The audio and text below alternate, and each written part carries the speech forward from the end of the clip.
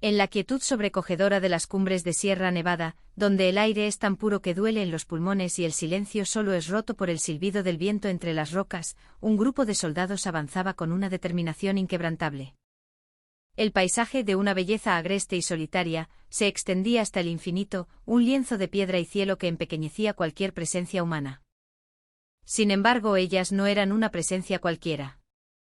Eran la Unidad Fénix, un equipo de élite exclusivamente femenino del Mando de Operaciones Especiales del Ejército de Tierra Español, los legendarios Boinas Verdes.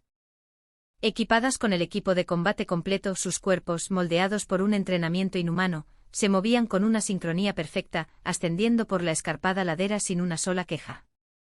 Cada paso era un testimonio de su resistencia. El peso del equipo, que habría doblegado al hombre más fuerte, parecía una extensión de sus propios cuerpos. Llevaban días inmersas en la fase final de unas maniobras de alta montaña, una prueba de supervivencia y combate que llevaba al límite su resistencia física y mental.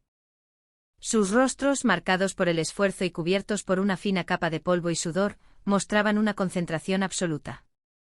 Sus miradas, firmes y brillantes, no reflejaban el agotamiento que sin duda sentían en cada fibra muscular. La capitana Isabel Torres, Isa, para su equipo lideraba la marcha. Sus ojos, afilados como los de un ave rapaz, escrutaban cada detalle del entorno, el temblor casi imperceptible de una rama de pino, la dirección del rocío en las hojas de un acebo, la sombra fugaz de una nube en la ladera opuesta. Para ella, como para el resto de la unidad, no existía una línea clara entre el entrenamiento y la realidad. Cada maniobra era un ensayo para el combate real, cada segundo una oportunidad para agudizar los sentidos hasta convertirlos en armas.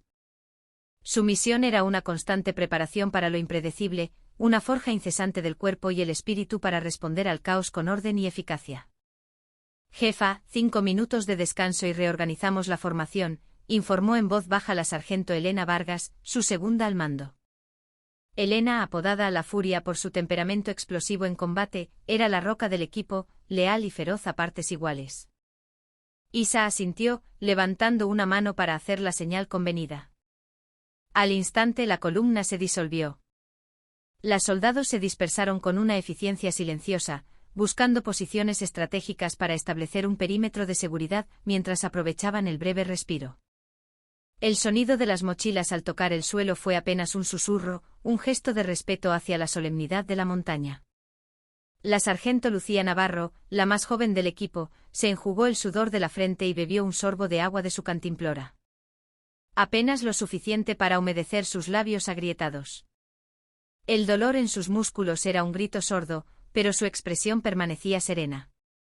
Recordar los prejuicios y las barreras que había tenido que derribar para llegar hasta allí convertía cualquier sufrimiento físico en algo trivial.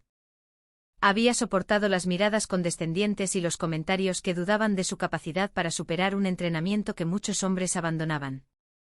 Y a cada duda, ella había respondido con excelencia, demostrando con hechos que su valía no dependía de su género, sino de su coraje. «Sofía, ¿cómo está el perímetro?», preguntó Isa a la sargento Sofía Romero, la especialista en comunicaciones e inteligencia del equipo, a quien llamaban Oráculo. Sofía sacó un pequeño detector de su equipo, un dispositivo de última generación capaz de captar la más mínima señal de radiofrecuencia o la presencia de metales anómalos. «Despejado, mi capitana. Ninguna señal inusual en un radio de 5 kilómetros. Aparte del movimiento de alguna cabra montesa, no hay nada», informó Sofía. Isa asintió de nuevo, pero una extraña sensación de inquietud persistía en su interior. Una disonancia sutil que no lograba identificar. El silencio era demasiado perfecto. El canto de los pájaros, el murmullo del viento, el lejano sonido de un arroyo era la sinfonía de la naturaleza en estado puro. Y sin embargo esa calma absoluta se sentía antinatural, como el silencio denso y pesado que precede a una tormenta. Fue entonces cuando sus sentidos, afinados hasta el extremo, captaron algo. Un momento. La palabra de Isa congeló al equipo. Todas las miradas se clavaron en ella, esperando su siguiente orden, convertidas en estatuas de camuflaje. Isa cerró los ojos, concentrando toda su atención en el oído. El susurro del viento, el rumor del agua y abriéndose paso entre los sonidos naturales, un ruido anómalo, casi imperceptible. Un sonido metálico y rítmico. Alguien estaba cavando. El golpe seco de una pala contra la tierra y las piedras. Provenía de lejos, pero sus oídos entrenados no tenían duda. En un lugar tan remoto y de difícil acceso, el sonido de alguien cavando era una anomalía grave. No podía ser el trabajo de los guardas del Parque Nacional, ni de unos simples excursionistas. El lugar y la hora eran completamente inadecuados. Elena, Lucía, conmigo. Sofía, mantén la posición y las comunicaciones. Prepárate para cualquier eventualidad. Entendido, jefa. A la orden de Isa, Elena y Lucía recogieron su equipo sin hacer el menor ruido. Sus movimientos eran precisos, económicos, sin un gesto de más. Se movían como las piezas perfectamente engrasadas de una maquinaria letal. Las tres mujeres adoptaron una formación de avance sigiloso, agachándose para fundirse con la vegetación. Sus botas de combate diseñadas para minimizar el ruido, apenas susurraban sobre la hojarasca seca. Se deslizaron como sombras, como si fueran parte del propio bosque. El sonido se hacía cada vez más nítido. Ahora no solo oían las palas, sino también el murmullo de voces masculinas. Voces ásperas, nerviosas, salpicadas de tacos y vulgaridades. Isa se agazapó tras una gran roca, haciendo un gesto a sus compañeras para que se desplegaran a ambos lados, formando un arco de envolvimiento. A través del follaje sus ojos captaron el origen del ruido. Tres hombres de complexión robusta vestidos con ropa de montaña, pero cuya apariencia no engañaba a nadie. Sus rostros curtidos, sus brazos cubiertos de tatuajes de mal gusto y, sobre todo, la tensión violenta que emanaban, delataban que no eran amantes de la naturaleza. Estaban cavando un gran hoyo y a su lado, había varias bolsas de lona negras, cubiertas con un plástico impermeable. ¿Cuánto coño más tenemos que cavar? Se me van a caer los brazos, se quejó uno de ellos. Cállate y cava, Rafa. Son órdenes de El Bruto. Si no quieres acabar mal, más te vale que enterremos esto rápido y nos larguemos. Pero, ¿por qué hay que enterrar esta mierda en mitad de la nada? ¿No sería más fácil quemarla y punto? Y yo qué sé. Esto es pasta, mucha pasta. Ahora es mercancía caliente, pero con un poco de tiempo se convierte en diamantes. Al oír su conversación, el ceño de Isa se frunció. Mercancía, pasta, diamantes. Eran las palabras clave de una operación ilegal. Podían ser drogas, contrabando, o algo mucho peor. Isa evaluó la situación con rapidez. Estaban en una zona de sombra de comunicaciones, lo que dificultaba solicitar apoyo inmediato. Además, los hombres, aunque claramente delincuentes, eran civiles. Como militares, iniciar un enfrentamiento armado podría acarrearles graves problemas burocráticos y legales. El protocolo dictaba una retirada sigilosa para informar a la Guardia Civil. Estaba a punto de dar la señal de retirada cuando uno de los hombres se dio la vuelta para orinar. Su mirada se dirigió directamente hacia el matorral donde se ocultaba Elena. Había detectado un ligero movimiento. ¿Quién anda ahí? El grito rompió la tensión. Los otros dos se giraron, palas en mano, con la mirada fija en su dirección. Ya no había dónde esconderse. A pesar de su camuflaje perfecto, un mínimo error lo había echado todo a perder. Isa supo que ocultarse ya no tenía sentido. Se levantó lentamente con una calma que desmentía la adrenalina que recorría sus venas. Tras ella, Elena y Lucía emergieron de sus escondites. La aparición de tres mujeres soldado completamente equipadas para el combate dejó a los hombres momentáneamente desconcertados. Pero la sorpresa dio paso rápidamente a una mezcla de burla y lascivia. Sus miradas soeces recorrieron los cuerpos de las soldados de arriba a abajo, deteniéndose sin disimulo en las curvas que el uniforme de campaña no podía ocultar. Era una mirada cargada de desprecio y un deseo obsceno. Vaya, ¿qué tenemos aquí? Soldaditos de plomo. Y encima, tías buenas, dijo el que parecía el líder, soltando una risa grasienta. Sus dos compinches le secundaron, la tensión de sus rostros reemplazada por una sonrisa de superioridad.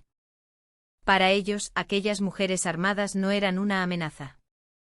Eran una curiosidad, una diversión inesperada, una presa fácil. El silencio sagrado de la sierra se había hecho añicos, reemplazado por una atmósfera cargada de lujuria y un peligro inminente. La fase final de su entrenamiento se había transformado, sin previo aviso, en una situación real y potencialmente mortal. «Joder, qué susto. Estáis jugando al paintball o qué, muñecas», dijo el hombre al que habían llamado el bruto con una sonrisa maliciosa. Se echó la pala al hombro y dio un paso al frente. Su corpulencia y su rostro lleno de cicatrices eran intimidantes, pero lo más amenazador era la arrogancia en sus ojos, la mirada de quien se sabe superior. La capitana Isabel Torres respondió con voz firme y serena, sin dejarse amedrentar. «Somos personal del Ejército de Tierra en maniobras oficiales. Esto no es una zona de acceso restringido, pero por su propia seguridad, les rogamos que abandonen el área». Era una advertencia formal, educada pero tajante. Sin embargo, el bruto, cuyo nombre real era Javier Montero, se lo tomó a broma. «¿Maniobras? Ah, claro, defendiendo la patria. Muchas gracias por vuestro servicio. Pero decime, chicas, ¿habéis venido a jugar a las casitas con esos uniformes tan monos? Con esas caritas no deberíais estar en un sitio tan duro como este. ¿Por qué no os quedáis a jugar un rato con nosotros?» Sus dos secuaces, Rafa y Charlie, soltaron carcajadas vulgares. Sus miradas ya no eran disimuladas, devoraban a las tres mujeres, desnudándolas con los ojos en un gesto pegajoso y nauseabundo. La mandíbula de la sargento Elena Vargas se tensó. Ella era la más impulsiva del equipo, la que peor toleraba la injusticia y la falta de respeto. Un deseo irrefrenable de borrarles esas sonrisas de sus caras a puñetazos la invadió, pero la mirada gélida de Isa la contuvo. Era el momento de seguir las órdenes de su capitana. «Estamos en medio de una misión. Les pido que se identifiquen y abandonen este lugar inmediatamente», repitió Isa, su tono un poco más duro. Pero su advertencia solo sirvió para echar más leña al fuego de su arrogancia. «¿Misión? ¿Qué misión? ¿Acaso es vuestra misión venir a molestar a los hombres mientras trabajan? ¿O es que habéis venido a hacernos una visita de ánimo porque nos veíais muy solos?», añadió Rafa, superando en vulgaridad a su jefe. Cada palabra que salía de su boca era un insulto, una humillación sexual.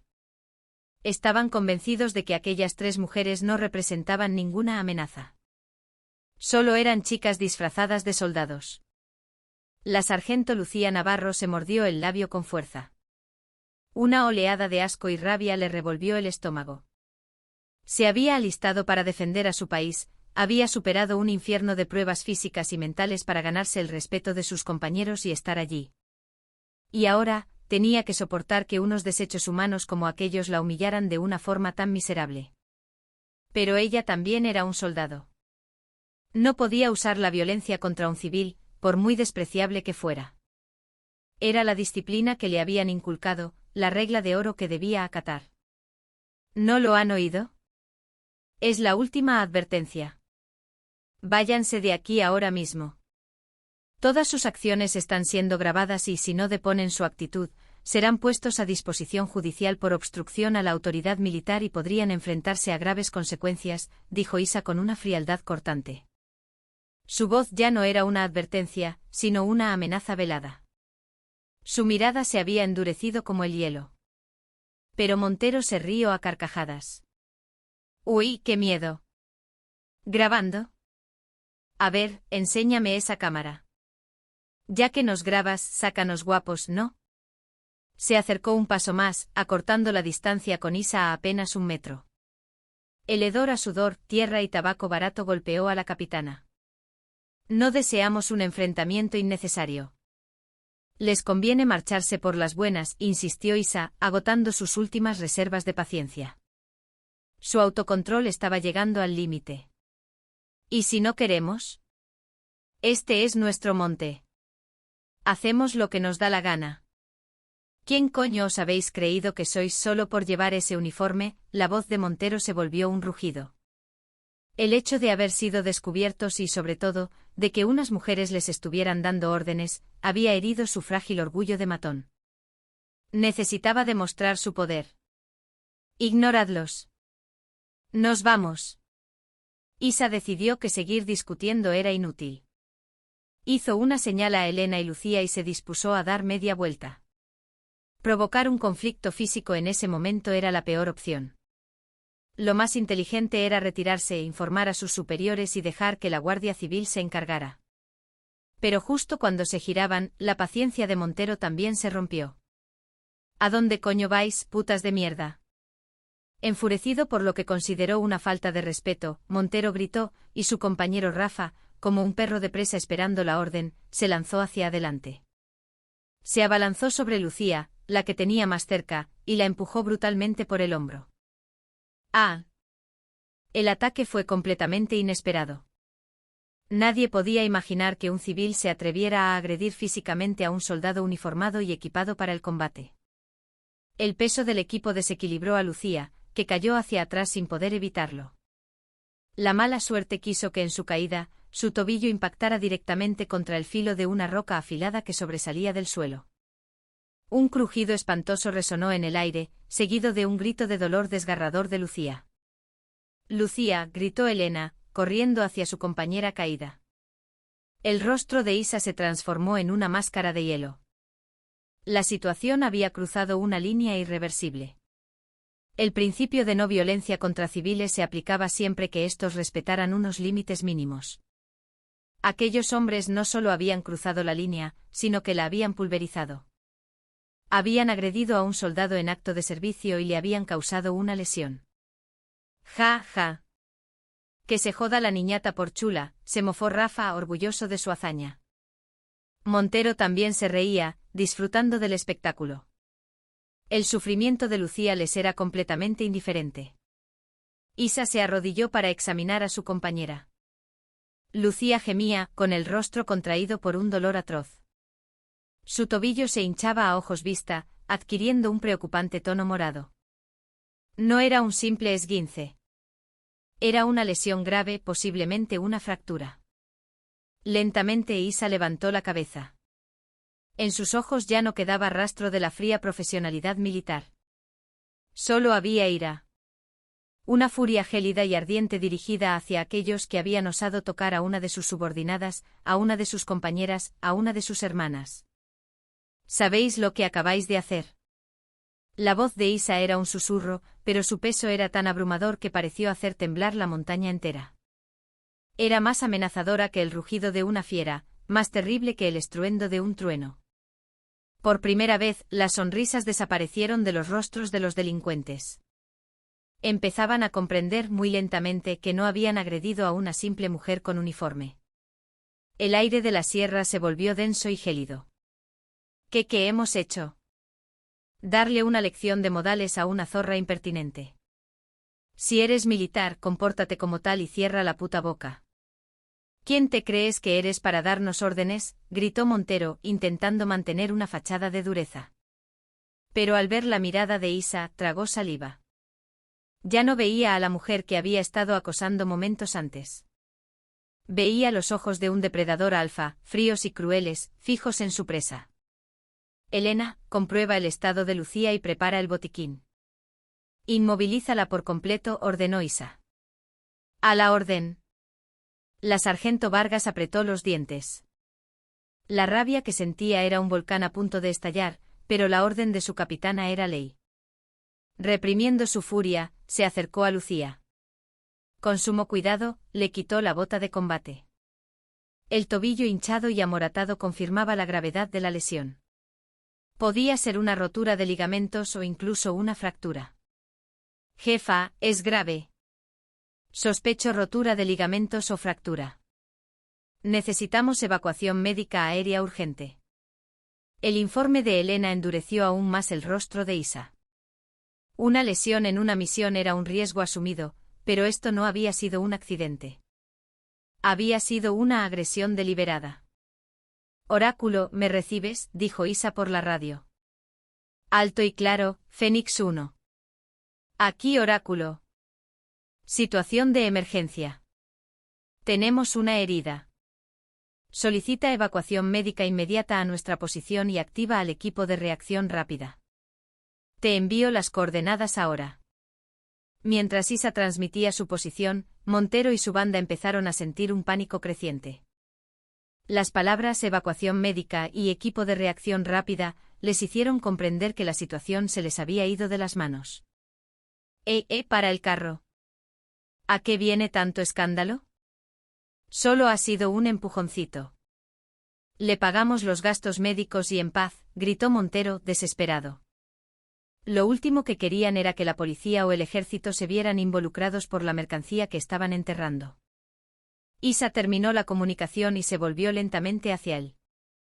Sus ojos estaban vacíos de toda emoción, un vacío que resultaba aterrador. ¿Gastos médicos? ¿De verdad crees que lo que le habéis hecho a mi compañera se soluciona con dinero? No, es que ha sido un malentendido. No ha habido ningún malentendido. Ha sido una agresión, una obstrucción a la autoridad y un ataque a un miembro de las Fuerzas Armadas. Ya no sois civiles. A partir de este momento sois considerados elementos hostiles. Cada palabra de Isa era una cuchillada. Solo entonces comprendieron la magnitud de su error.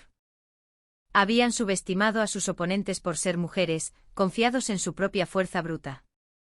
Pero no se enfrentaban a unas soldados cualquiera. Eran la élite de las fuerzas especiales. Ahora, elegid. ¿Os arrodilláis, permitís que os ate y esperáis tranquilamente a que lleguen los refuerzos? ¿O preferís resistiros y descubrir lo que pasa después? Isa dio un paso hacia ellos. Montero instintivamente retrocedió. La energía letal que emanaba de aquella mujer de complexión menuda era algo que no había sentido jamás, ni siquiera enfrentándose a los sicarios más peligrosos. No era la habilidad de un matón callejero, era la pureza mortal de alguien entrenado exclusivamente para matar. ¡Mierda! ¡Corred!, gritó Montero, el pánico apoderándose de él. Tomó la decisión más estúpida. Él, Rafa y Charlie abandonaron el hoyo y las bolsas de lona y echaron a correr en direcciones opuestas, internándose en el bosque. «Capturadlos», fue la orden seca de Isa. Antes de que terminara la frase, Elena Vargas ya se había lanzado en persecución. La rabia por la agresión a Lucía le dio una velocidad y una agudeza sobrenaturales. Su objetivo era Rafa, el más corpulento de los tres. Rafa corría pendiente abajo como un animal despavorido, pero Elena, incluso con todo su equipo a cuestas, lo seguía sin esfuerzo, como una leona persiguiendo a un ñu. La diferencia física entre un civil y un soldado de operaciones especiales era abismal. En cuestión de segundos, Elena lo alcanzó.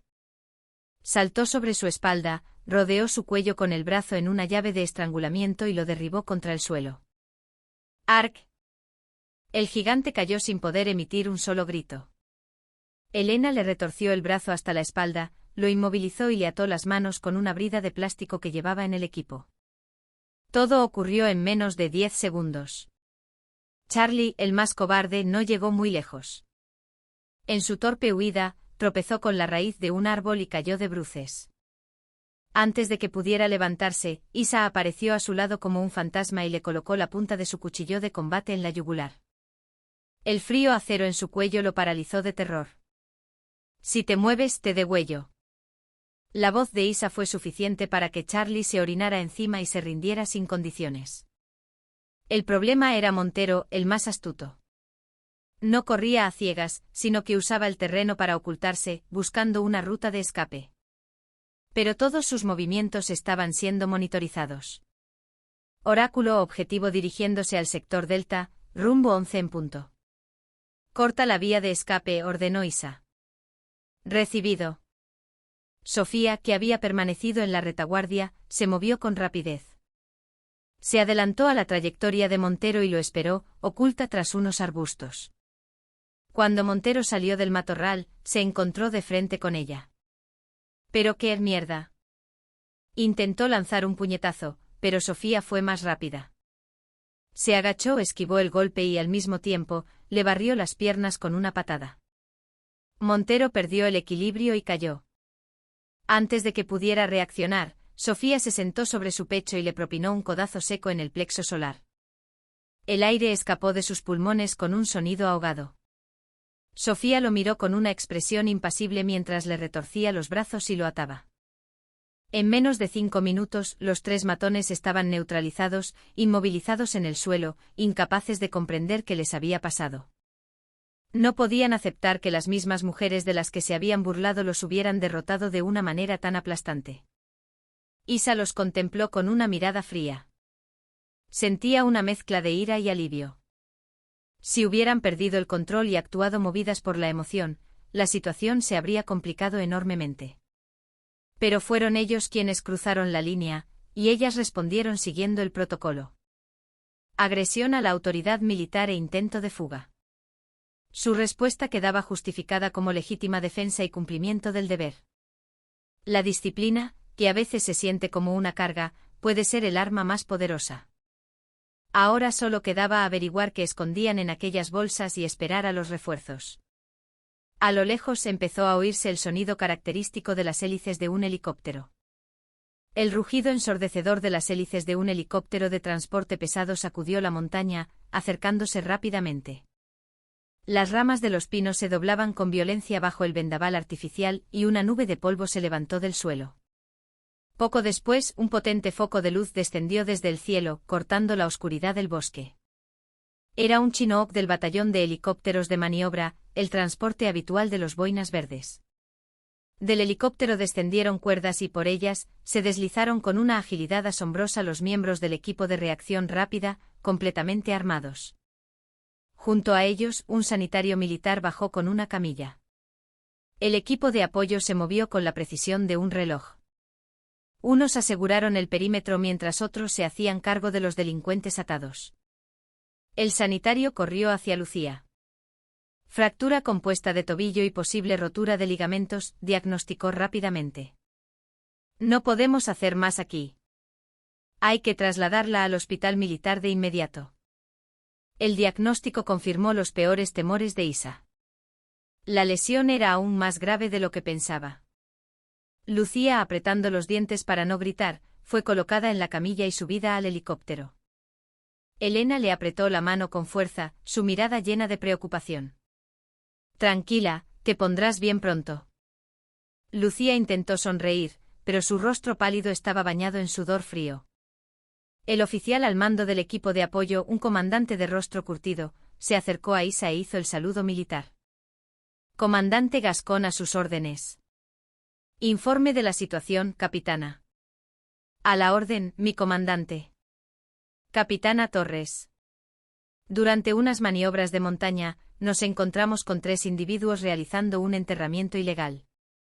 Al proceder a su identificación, se negaron a cooperar y agredieron a un miembro de mi equipo, la sargento Navarro, causándole una lesión grave. Intentaron huir y fueron neutralizados según el protocolo de enfrentamiento. Estos son los bultos que pretendían enterrar, informó Isa, señalando las bolsas de lona negras. Siguiendo las órdenes del comandante, 2 miembros del equipo de desactivación de explosivos, EOD, se acercaron con cautela a las bolsas. Uno de ellos abrió la cremallera de una de ellas. Al ver el contenido, su rostro se endureció. Mi comandante, tenemos un problema. Dentro de la bolsa, envueltos en plástico, había docenas de paquetes de polvo blanco. Las otras bolsas contenían lo mismo. Era una cantidad ingente de droga, probablemente cocaína. No eran simples matones, murmuró el comandante. Esto apunta a una red de narcotráfico internacional. La gravedad de la situación se multiplicó. Ya no era un simple caso de agresión, habían tropezado con la punta de un iceberg de un crimen organizado a gran escala. Capitana Torres, ha hecho un gran trabajo. Vuelva a la base con la sargento herida. Nosotros nos encargamos de la escena y de los detenidos. Entendido, mi comandante. Isa saludó y subió al helicóptero. Mientras la aeronave se elevaba, las luces del operativo en tierra se fueron haciendo más pequeñas. Isa miró por la ventanilla el oscuro perfil de la sierra. Un día terrible estaba llegando a su fin, pero no sentía alivio. La lesión de Lucía le pesaba en el alma, y la imagen de las miradas lascivas y arrogantes de aquellos hombres no se le borraba de la mente. ¿Está bien, jefa?, le preguntó Elena a su lado. Isa solo asintió en silencio. Su mente era un torbellino. Como soldado y como líder, sus decisiones habían sido correctas. Había mantenido la disciplina, protegido a sus hombres y neutralizado a los criminales. Pero como mujer, la humillación sufrida y la rabia que bullía en su interior no se calmaban tan fácilmente. Esto no va a quedar así, pensó apretando el puño. Aquellos hombres pagarían por lo que habían hecho. La justicia ordinaria seguiría su curso, pero aparte de eso, se encargaría personalmente de que aprendieran la lección por haber herido el orgullo de la unidad Fénix. El helicóptero aterrizó en el hospital militar de la base. Lucía fue llevada directamente a quirófano. Isa, Elena y Sofía esperaron en el pasillo, la ansiedad marcando sus rostros. Tras varias horas, el cirujano salió. La operación ha sido un éxito. Por suerte no hay daños en los nervios, pero la fractura es compleja. La recuperación será larga. Contando con la rehabilitación, podría estar apartada del servicio activo durante varios meses. Las palabras del médico cayeron como una losa. Para un soldado de élite, meses de inactividad podían ser fatales para su carrera. Y el sentimiento de impotencia y frustración que sentiría la propia Lucía sería inmenso. Todo por culpa de aquellos desgraciados. Al día siguiente la base era un hervidero de rumores. La noticia de que la unidad Fénix había desmantelado una importante operación de narcotráfico corrió como la pólvora. El general al mando visitó personalmente a Lucía en el hospital y felicitó al equipo de Isa. Les prometieron una condecoración y un permiso extraordinario. Pero Isa no sentía ninguna alegría. La información que consiguió a través de sus contactos en el Centro Nacional de Inteligencia, CNI, sobre los detenidos solo aumentó su furia. Javier Montero, alias El Bruto, era el lugarteniente del Clan de los Escorpiones, una organización criminal emergente que controlaba gran parte del narcotráfico en la Costa del Sol. Rafa y Charlie eran sicarios a su servicio. El clan era conocido por su brutalidad, pero siempre lograban eludir la justicia gracias a una red de corrupción y sobornos. Se rumoreaba que contaban con la protección de abogados de renombre e incluso de políticos influyentes. Y así fue. Pocos días después de su detención, un famoso bufete de abogados de Madrid asumió su defensa. Su estrategia fue un ataque frontal, alegaron abuso de autoridad y detención ilegal por parte de las militares. Afirmaron que fueron las soldados quienes los provocaron y que ellos solo se defendieron de una agresión. Llegaron a decir que la droga no era suya, que las militares la habían colocado en la escena para incriminarlos. En algunos medios de comunicación empezaron a aparecer titulares sensacionalistas, polémica por la actuación de un comando femenino del ejército, o dudas sobre la detención de 3 excursionistas en Sierra Nevada.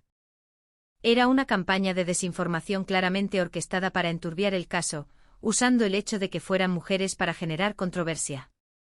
¡Hijos de puta! Elena golpeó la mesa con el puño mientras leía el periódico, su cuerpo temblando de rabia. Isa miraba por la ventana en silencio. Sus ojos, en calma como el ojo de un huracán, ocultaban una tormenta de furia. La justicia se encargará de ellos, dijo Sofía en voz baja, aunque nadie en la habitación creía realmente en esas palabras. La justicia era a menudo lenta y ciega, mientras que el dinero y el poder se movían con una rapidez y una eficacia insultantes. Lo más probable era que recibieran una condena leve o, en el peor de los casos, que fueran absueltos. Y entonces, sin duda, buscarían venganza. No, dijo Isa de repente. Hay cosas que la justicia no puede resolver. Y en esos casos, tenemos que resolverlas nosotras. En su voz había una determinación de acero. Jefa, no estará pensando en... Elena la miró alarmada.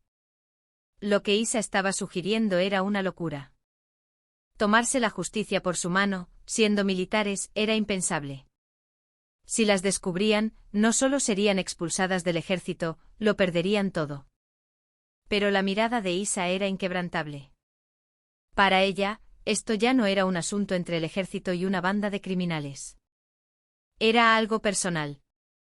Era una venganza por su compañera herida y una guerra para restaurar el honor mancillado de la unidad Fénix. Nosotras empezamos esto y nosotras lo terminaremos. El clan de los Escorpiones, Javier Montero, quiero que averigüéis todo sobre ellos, hasta la última raíz. No me importa cómo lo hagáis. Ante la orden gélida de Isa, Elena y Sofía asintieron en silencio.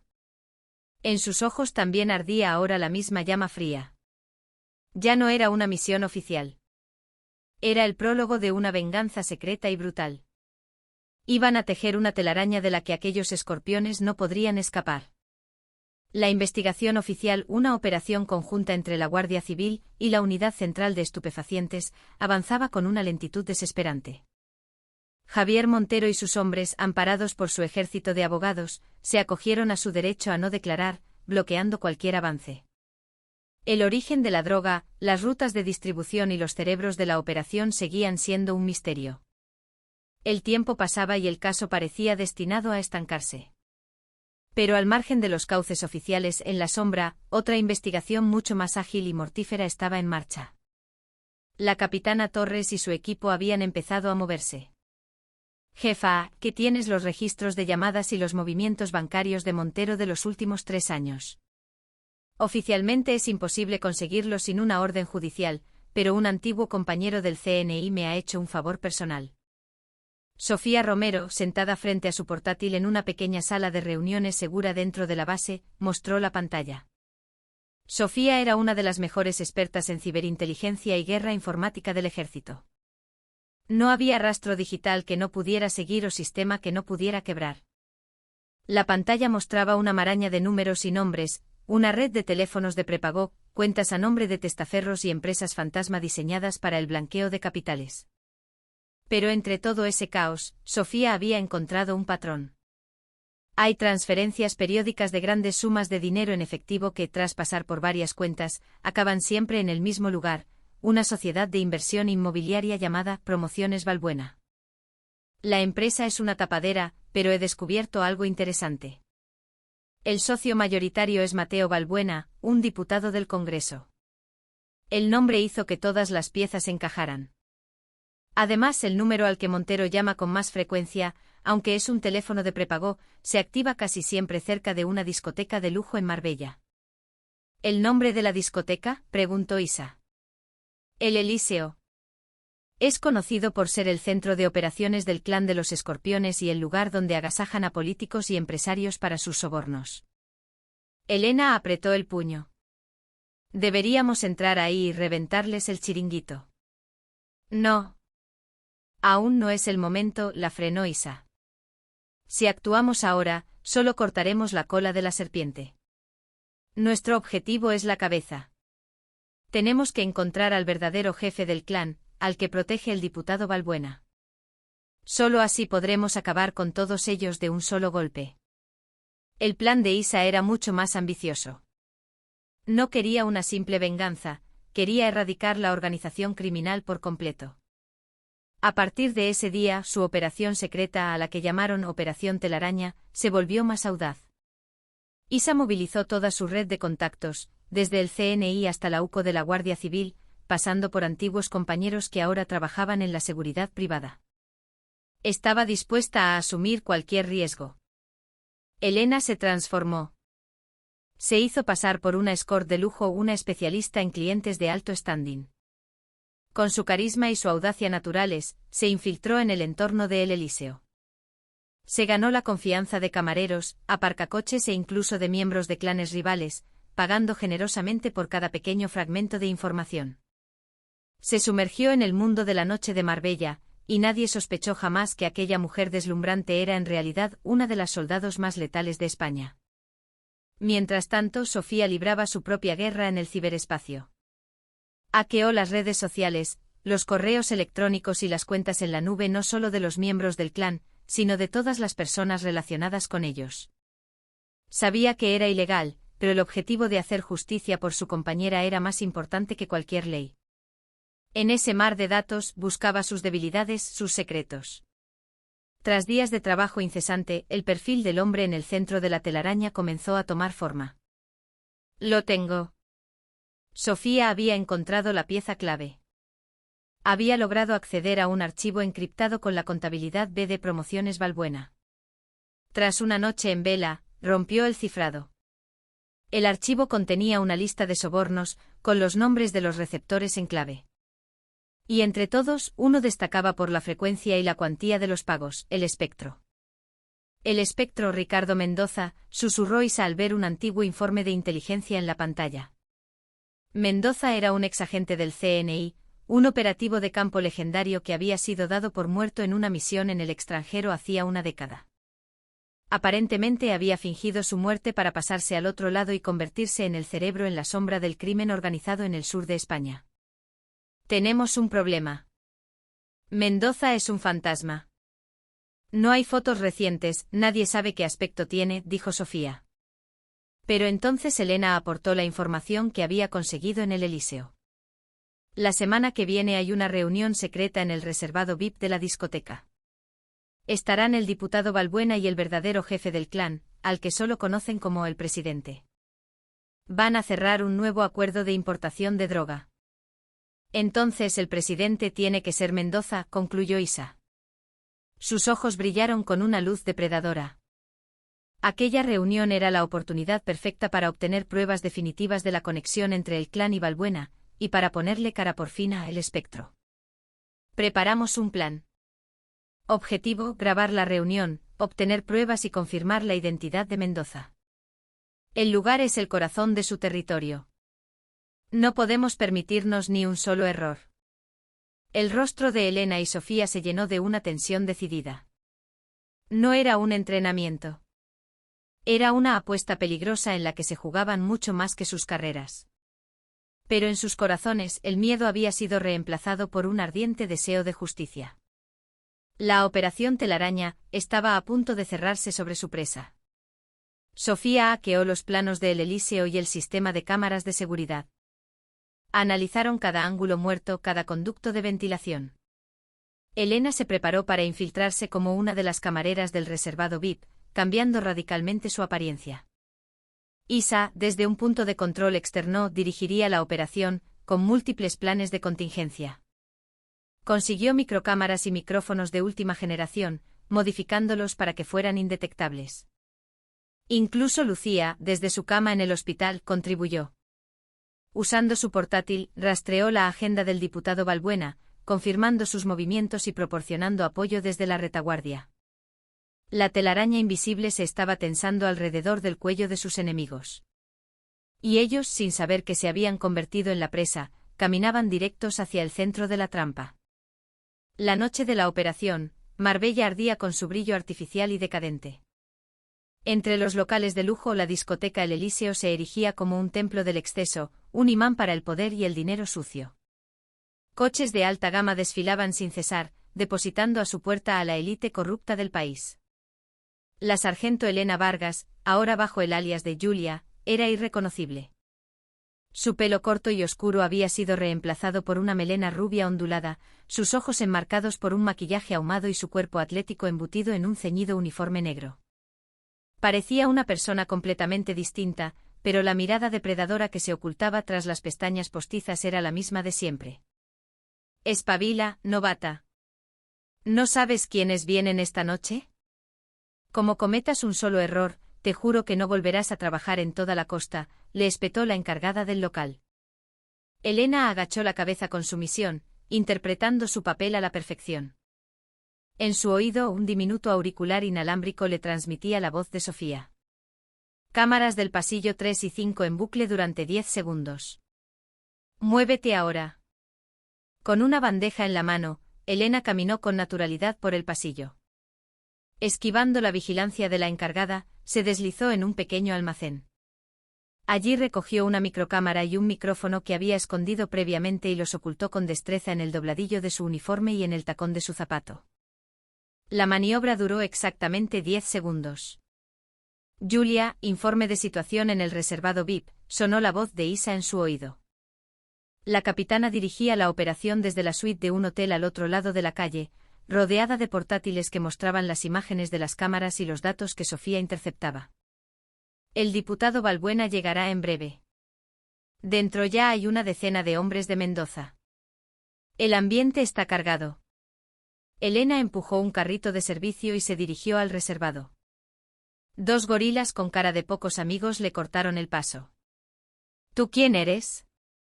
Traigo el champán especial que ha encargado la señora. Elena adoptó una expresión inocente y asustada. Los hombres la escanearon de arriba a abajo y le pasaron un detector de metales. No encontraron nada. Los dispositivos que llevaban eran de un polímero no metálico de última generación. La puerta se abrió, revelando un interior de un lujo obsceno. En una gran mesa, varios lugartenientes del clan esperaban en silencio. Y entre ellos reconoció a Javier Montero, el bruto. Estaba en libertad bajo fianza. Elena sintió un escalofrío. El hombre que había lisiado a su amiga estaba a escasos metros. El impulso de estamparle la botella en la cabeza fue casi irresistible, pero lo reprimió. No era el momento de dejarse llevar por las emociones. Mientras servía el champán, Montero le dirigió una sonrisa lasciva. Preciosa, eres nueva, ¿no? Acércate y sírveme una copa a mí también. Lo siento, señor, tengo que. He dicho que vengas. El Tito Javier te va a tratar bien. Montero la agarró bruscamente de la muñeca. Por un instante un destello asesino brilló en los ojos de Elena, pero lo ocultó de inmediato y, fingiendo resignación, se sentó a su lado. Elena, tranquila. No reacciones. Nuestro objetivo no es él, le susurró Isa por el auricular. Poco después, la puerta se abrió de nuevo y entró el diputado Mateo Balbuena. Su rostro en persona carecía de la falsa honestidad que mostraba en televisión, era el rostro de la codicia y la arrogancia. Señor diputado, un honor tenerle aquí. Montero y los demás se pusieron en pie serviles. Balbuena asintió con desdén y se sentó en la cabecera de la mesa. Y tras él entró otro hombre. De mediana edad, aspecto discreto, pero en el instante en que cruzó el umbral, todos los matones del reservado se quedaron rígidos, incluido el arrogante Montero, que bajó la cabeza sin atreverse a mirarlo. Ese es Mendoza, pensaron simultáneamente Isa, Elena y Sofía. Sentaos todos, dijo el hombre con una voz tranquila pero que imponía un respeto absoluto. Se sentó frente a Balbuena. Diputado, el nuevo cargamento está en camino. La ruta es segura, pero necesitamos su ayuda en la aduana. Se está complicando. Ricardo, ¿cuántas veces te he ayudado ya?, respondió Balbuena. En esta vida, nada es gratis. Por supuesto. Si esta operación sale bien, no tendrá que volver a preocuparse por la financiación de su partido. Y le transferiremos otro 10% de las acciones de mis promociones. La conversación era una prueba irrefutable. Hablaban de narcotráfico y sobornos con una naturalidad escalofriante. La cámara y el micrófono de Elena lo estaban grabando todo. Sofía, escaneo de reconocimiento facial del tipo. Ya, ordenó Isa. Procesando coincidencia encontrada. Ricardo Mendoza. Ex agente del CNI, División Exterior. Figura como fallecido en acto de servicio hace 10 años. Es imposible. La voz de Sofía temblaba. Un agente de inteligencia muerto era el jefe de la mayor red de narcotráfico del país, en connivencia con un político. La realidad superaba cualquier ficción. Esto no era una simple organización criminal. Era una conspiración que se extendía hasta las entrañas del Estado.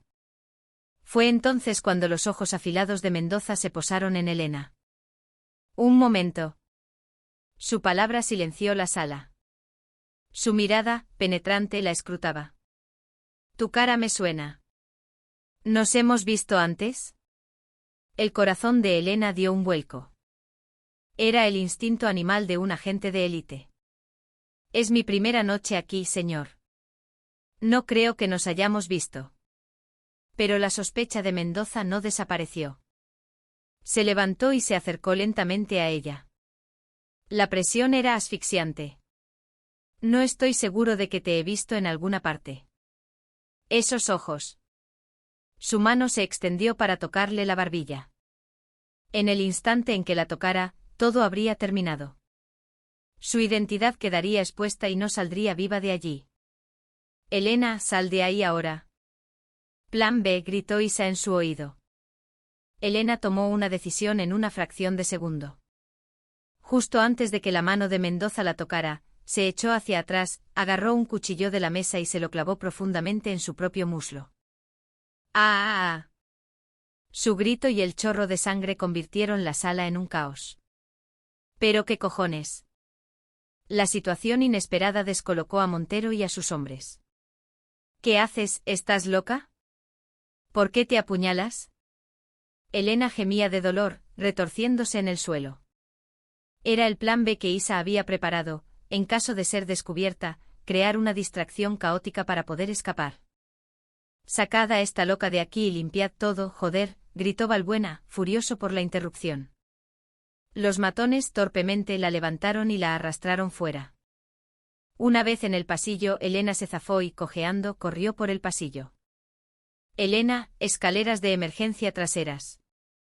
Sofía te espera en el quinto. Siguiendo las instrucciones, corrió hacia las escaleras, dejando un rastro de sangre. Había visto el rostro del diablo. Ahora solo tenía que salir de aquel infierno. La verdadera guerra acababa de empezar. Tras Elena, que se desangraba mientras bajaba cojeando por las escaleras de emergencia, resonaban los gritos furiosos de los sicarios. «¡Coged a esa puta! ¡Que no se escape!». El instinto de Ricardo Mendoza no le había fallado. Comprendió al instante que el acto de Elena no había sido el de una loca, sino la maniobra calculada de una profesional para escapar de una situación límite. Estaba seguro de que era una espía.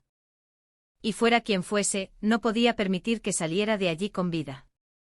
Elena apretó los dientes, ignorando el dolor punzante de su herida. Los pesados pasos que la perseguían sonaban como tambores infernales. Elena, segundo piso, hacia el almacén. Sofía te ha abierto la puerta. La voz serena de Isa era su único salvavidas. Al llegar al segundo piso, giró bruscamente. Los sicarios la seguían de cerca, maldiciendo. La puerta del almacén estaba entreabierta. Elena se arrojó dentro justo cuando Sofía, que la esperaba, cerraba la pesada puerta metálica y echaba el cerrojo. Sofía no llevaba uniforme de camarera, sino un traje de operaciones negro y empuñaba una pistola con silenciador. Los golpes en la puerta resonaron como martillazos. Aunque era de acero, no aguantaría mucho. ¿La herida?, preguntó Sofía. No es nada. ¿Tenemos las pruebas? Todo subido a la nube en tiempo real. Ahora solo tenemos que salir de aquí. Sofía abrió una rejilla de ventilación en un rincón. Gracias a los planos, sabía que era la única ruta de escape que conducía al aparcamiento exterior. Ve tú primero, le dijo Elena. Informa a la jefa. Yo los entretendré aquí. No. Salimos juntas. Con esta pierna, solo te retrasaría. Es una orden. Pide refuerzos. En ese momento, la puerta del almacén empezó a abombarse bajo los golpes de un hacha. No había tiempo. Tienes que volver viva, le suplicó Sofía con lágrimas en los ojos antes de deslizarse por el conducto.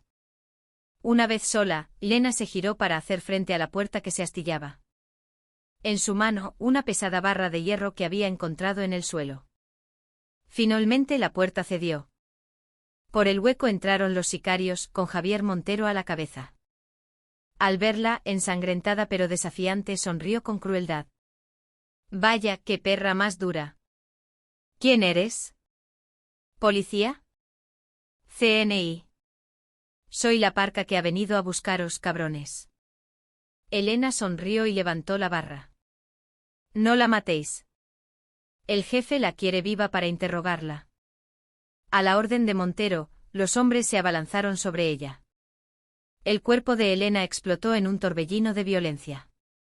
Golpeó la rodilla del primero con la barra, rompiéndosela.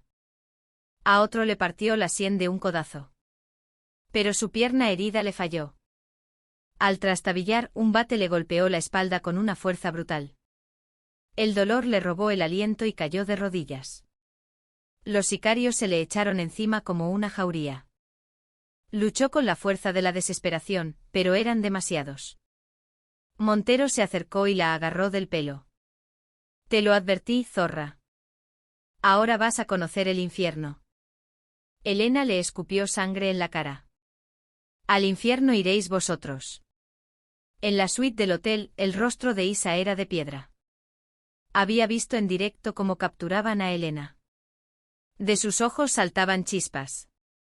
Sofía, ¿tu posición? Aparcamiento. Tengo un vehículo. Pero la sargento Vargas. No llores. Esto es la guerra. Isa cogió el teléfono. No llamó a la policía ni al ejército. Llamó al jefe del Grupo Sombra, una unidad de operaciones encubiertas del CNI, tan secreta que oficialmente no existía.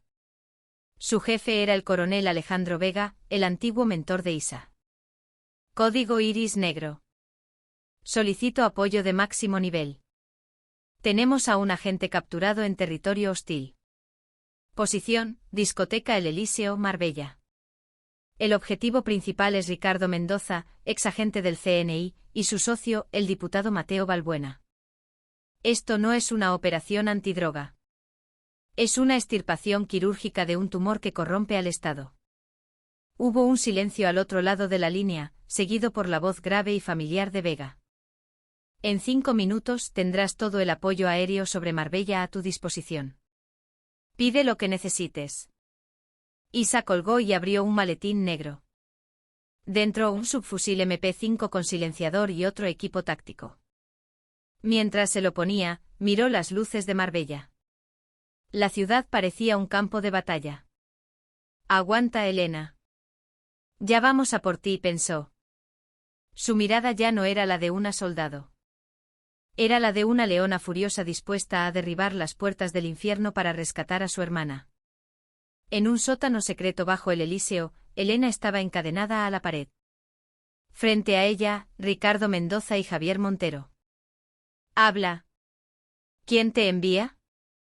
¿Dónde están tus compañeros?, preguntó Mendoza con frialdad.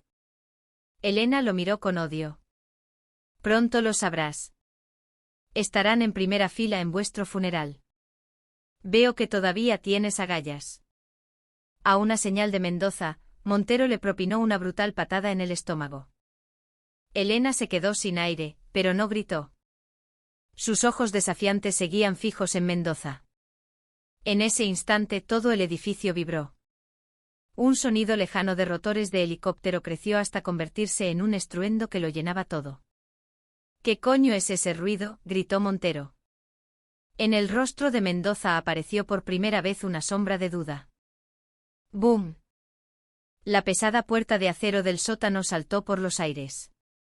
Una granada cegadora estalló inundándolo todo de una luz blanca y un pitido insoportable.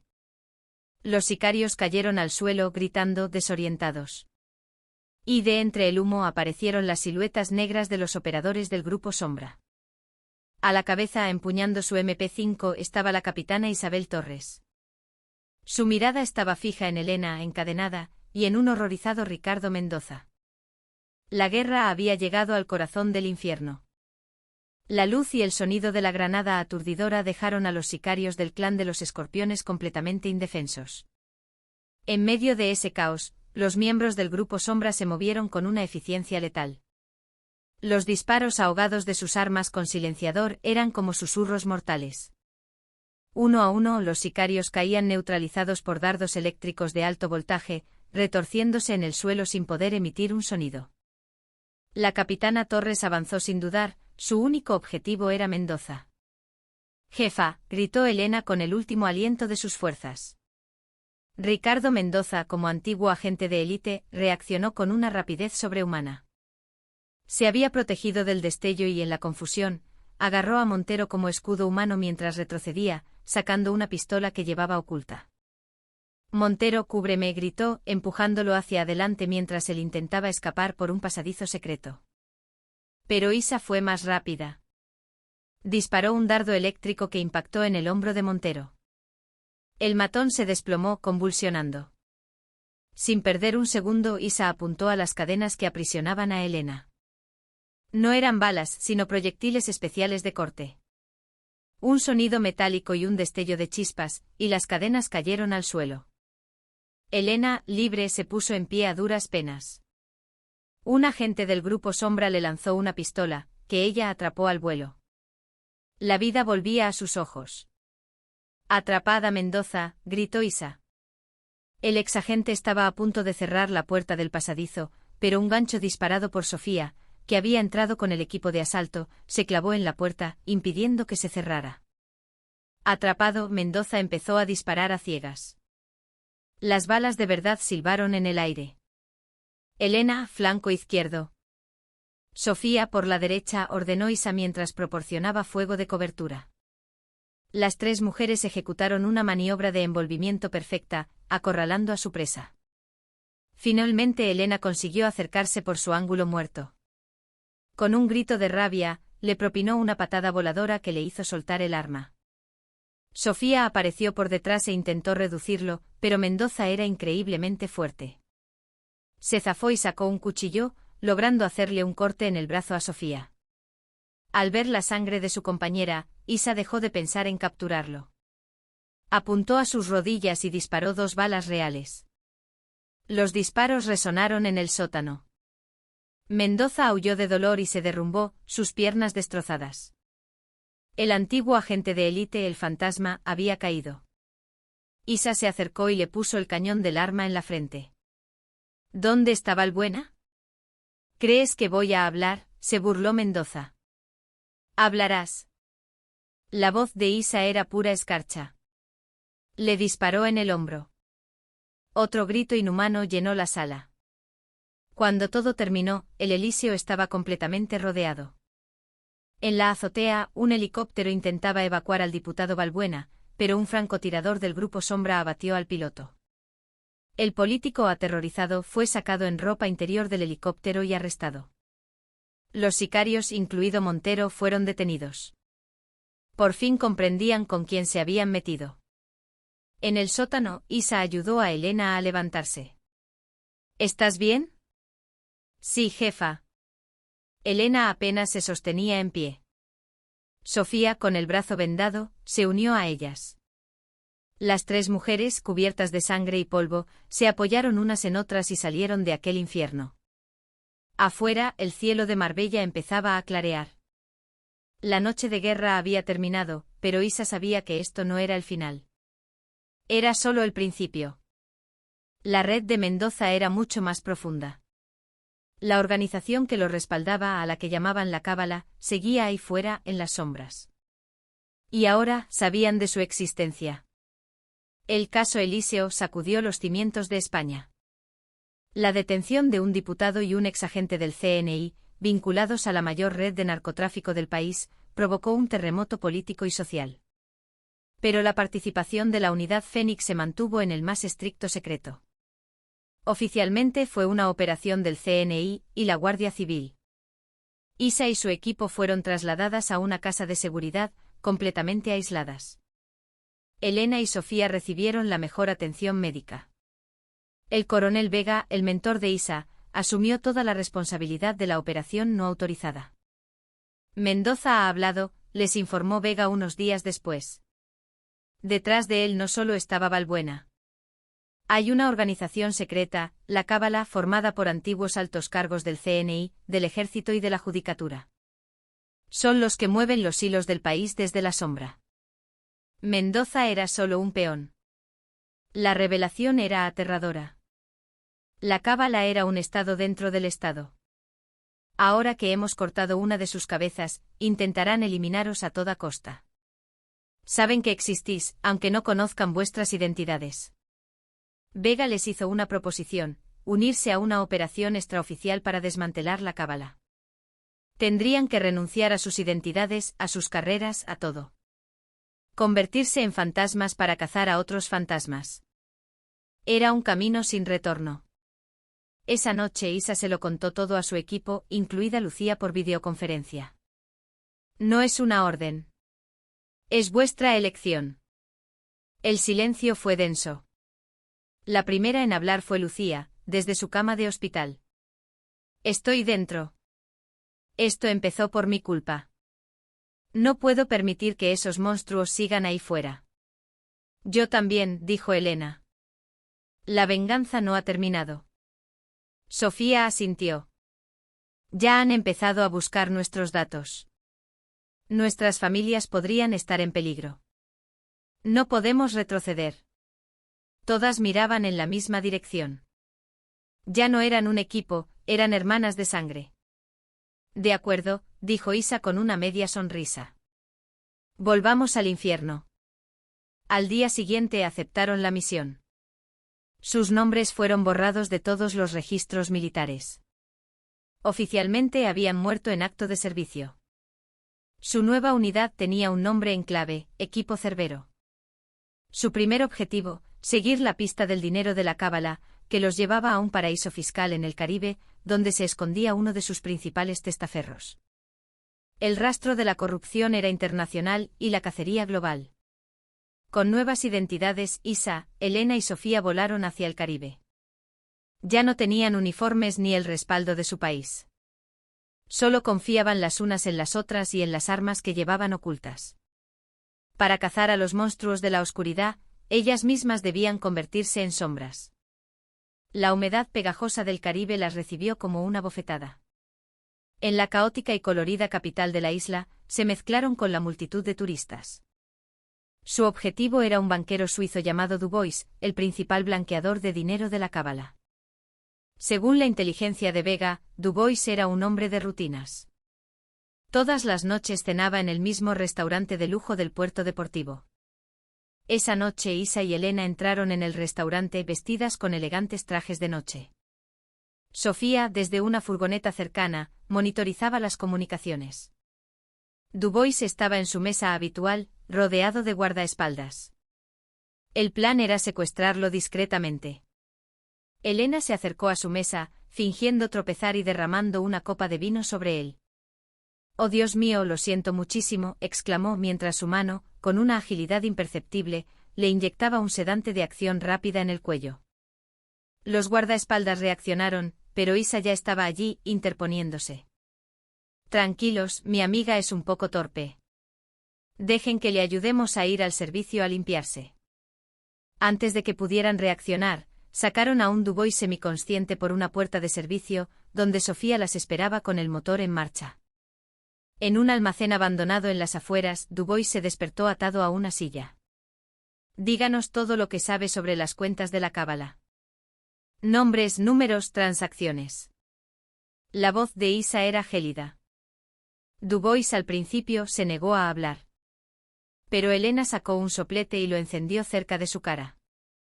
«Puedo hacer que esto sea muy rápido o muy lento. Tú eliges». El banquero, aterrorizado, cantó. Les dio acceso a servidores encriptados que contenían toda la estructura financiera de la organización.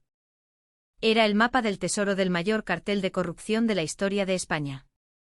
Con la información en su poder, ya no necesitaban a Dubois. Cuando estaban a punto de marcharse, el almacén fue rodeado. Una docena de vehículos blindados los bloquearon. Eran mercenarios profesionales, armados hasta los dientes. «Mierda. Nos han encontrado», gritó Sofía. «Vega nos ha traicionado». La única persona que conocía su ubicación era él. El coronel Vega, su mentor, su única conexión con el mundo que habían dejado atrás, era el verdadero líder de la cábala. El arquitecto. Las había utilizado para eliminar a sus rivales internos y consolidar su poder. Todo había sido una trampa. El dolor de la traición fue más agudo que cualquier herida física. «Salid con las manos en alto», gritó una voz por un megáfono. Era la voz de Vega. Atrapadas sin salida, las tres mujeres se miraron. No había miedo en sus ojos, solo una resolución de acero. «Si vamos a morir, moriremos luchando», dijo Elena, cargando su arma. «Y nos llevaremos a ese hijo de puta con nosotras», añadió Isa. El tiroteo fue infernal. Se atrincheraron, devolviendo cada ráfaga con una precisión mortal. Pero eran superadas en número y armamento. Una granada explotó cerca, lanzando a Isa contra una pared. Quedó aturdida, viendo cómo Elena caía con una herida en el pecho y Sofía era alcanzada en la pierna. Vega entró en el almacén, caminando tranquilamente entre las balas. «Se acabó, Isabel. Fuiste mi mejor alumna. Me has sido muy útil. Apuntó su pistola a la cabeza de Isa. Gracias por limpiar mi organización. Ahora, descansa en paz. Justo cuando iba a apretar el gatillo, el sonido de rotores llenó el aire. No era un helicóptero. Eran varios. Y no eran los de Vega. Del cielo descendieron cuerdas y por ellas se deslizaron operadores de las Fuerzas Especiales estadounidenses, los Navy SEALs. En cuestión de segundos, los mercenarios de Vega fueron neutralizados. La situación había vuelto a dar un vuelco imposible. Un oficial de los SEALs se acercó a Isa. Capitana Torres, hemos recibido una señal de socorro. La sargento Lucía Navarro nos ha contado una historia muy interesante. Desde su hospital, Lucía no se había quedado de brazos cruzados. Sospechando que algo podía ir mal, había usado sus contactos con las Fuerzas Especiales estadounidenses, con quienes había entrenado en la base de Rota, y les había proporcionado un medio para rastrear a su equipo. El as en la manga de Lucía les había salvado la vida. Vega fue capturado, su imperio de corrupción desmoronado por las mismas mujeres que había intentado utilizar y destruir. El escándalo de la Cábala fue la mayor purga de la democracia española. Decenas de políticos, jueces, militares y empresarios fueron detenidos. La investigación, liderada por Estados Unidos y una nueva cúpula del CNI, limpió las instituciones desde dentro. El equipo Cerbero fue disuelto. Sus expedientes fueron restituidos, y su heroica actuación fue reconocida con las más altas condecoraciones en una ceremonia secreta. Meses después, las cuatro estaban de nuevo juntas. Elena y Sofía, completamente recuperadas. Habían vuelto a la Sierra Nevada, al punto exacto donde todo comenzó. El aire era frío y puro. Aquí empezó todo, dijo Lucía, su tobillo completamente curado. Y casi nos destruye, añadió Elena. Pero no lo hizo, concluyó Isa, mirando el horizonte. Nos hizo más fuertes. Nos convirtió en lo que somos. Habían perdido su inocencia, pero habían salvado mucho más. Habían defendido el verdadero significado de su juramento. El mundo nunca conocería su historia, los